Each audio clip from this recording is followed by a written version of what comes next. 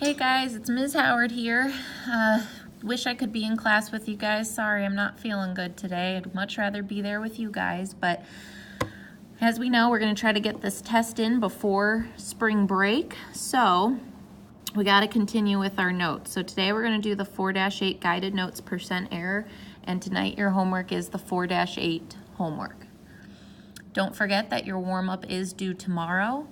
And then the homework from yesterday, the 4-5 and 4-6, just problems 6, 7, and 8 are going to be due tomorrow then as well. You do not have to turn that in today.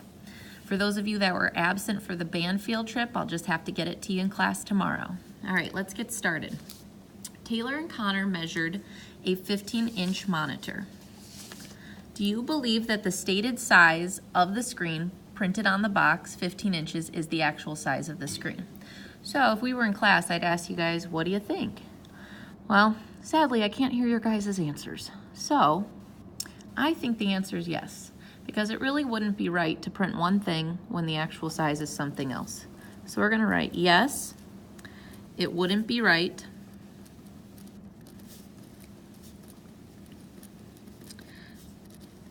to print one thing when the actual size is something else.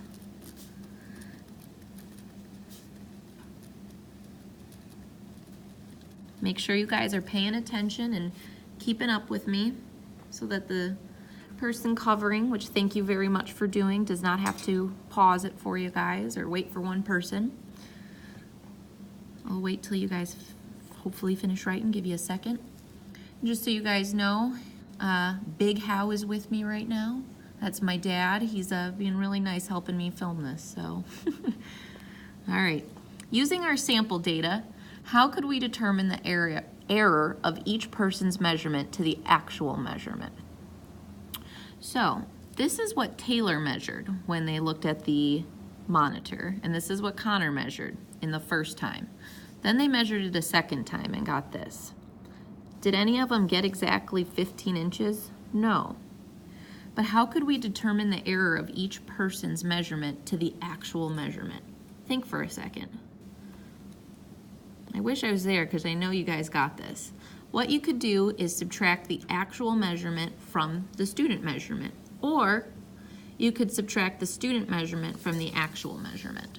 So you could subtract the actual from the student measurement,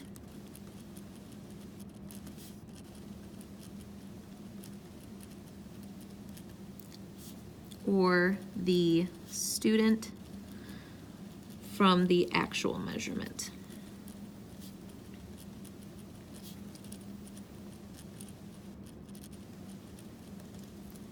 This is just getting you guys to think as we learn the actual formula for error. It makes sense, think about it. If we know the actual measurement's 15 inches, can't we subtract what they measured from that, or this from this, to figure out what the error is? What is the difference between Connor's measurement 1 and the actual measurement? Okay, well let's do what I just said, subtracting the actual from the student or the student from the actual. So what Connor did in his first measurement was 15 4/8 inches. So I'm gonna do 15 4/8, and I'm gonna subtract the actual, which was 15. So I'm left with 4/8 of an inch, or as you guys know, we could simplify that and make it a 1/2 an inch, or in decimal form, 0.5 inches. Well, can I do it the other way too? What if I do 15 minus 15 4/8? If I have a whole 15 and I subtract 15 4/8, that means I'm gonna be left with a negative 4/8 inch, or a negative 1/2 inch.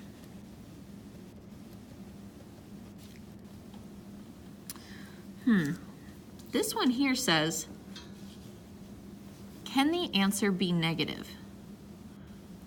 Well, think about it. Can you have a negative inch? No. So which one out of these two is correct? It's the first one. So I'm going to say the answer cannot be negative. No. the first one is correct.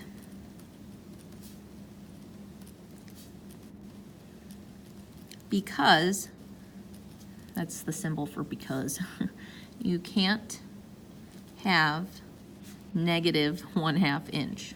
Measurements have to be positive.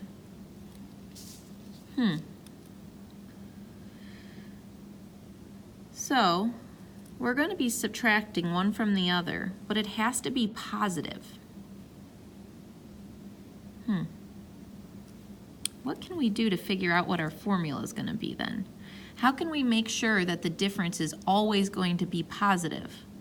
Well, could we use absolute value to help us? Yeah, because it'll tell you how far the actual measurement is below or above your measurement. So here what we're going to write in is, given the exact value x of a quantity and an approximate a of the quantity, the absolute error is the absolute value of a minus x. Take a second to write that in. Well, look at this one up here. If I took the absolute value of negative 0.5 inches, would I have 1/2 inch or 0.5 inches? Yes, so I just have to take the absolute value. This is why the formula is the way it is. Okay, so now it wants us to find the absolute error. Explain what the error means in the context. Okay, of Taylor's measurement 1. So we're going to take the absolute value. Taylor measured in measurement 1, 15 2/8 inches minus the actual was 15 inches with the absolute value around the outside. So we're left with the absolute value of 15 2/8 inch minus 15 is the absolute value of 2/8. Or simplified, we can divide the numerator by 2 and the denominator by 2 and get an absolute value of 1/4. Well, the absolute value is 1/4.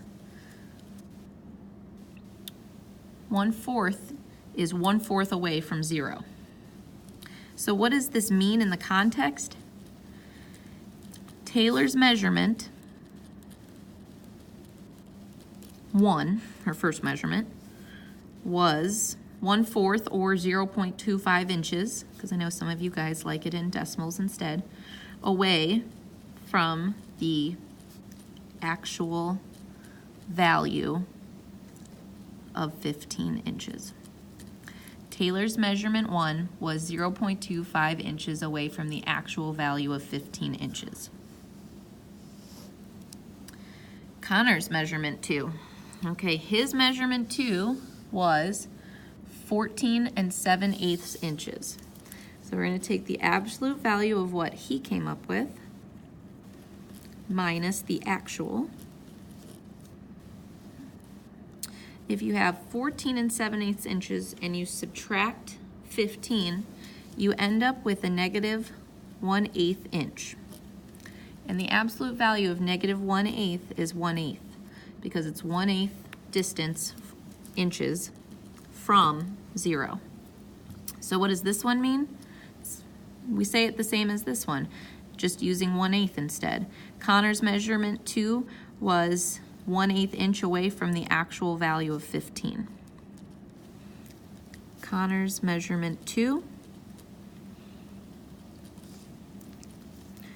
was 0.125 inches away from the actual value of 15 inches. If you guys can abbreviate that a little bit, you're more than welcome to. I'll give you just a few seconds to catch up writing. Oh, man, that's tough to do. Well, Big How thinks this is tough to do, so hope you guys are hanging in there. I know you are. Oh, apparently no, it's holding the video that's tough to do. Big thanks to Big How here. How about big pain? That means I'm only a little pain then. All right, let's get back to it.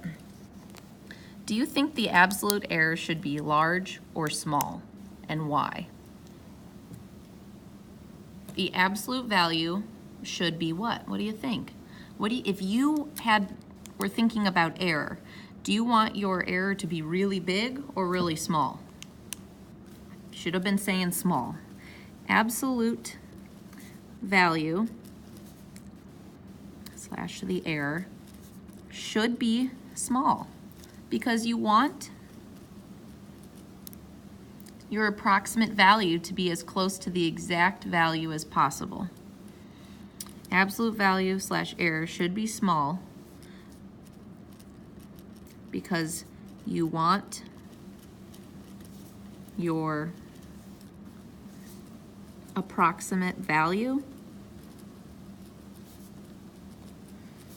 to be as close to the exact value as possible. Once again, you don't have to write everything I am, but I just want to make sure you guys have all the information. You want absolute value to be small because you want your approximate value to be as close to the real value as possible. If we wanted to know the percent, I think you guys know where we're going next, that our absolute error is of the exact value, what would this tell us? So if we know the percent that our absolute error is of the exact value, what would this tell us? This would tell us by how much our approximation differs from the exact measurement. So this percent, it would tell us how much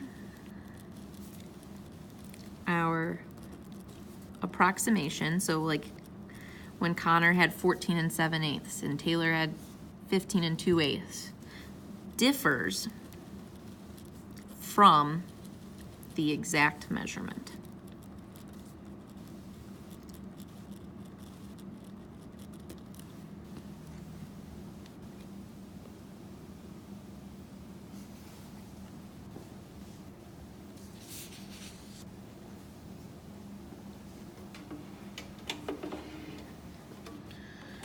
All right, let's flip on over to the back side.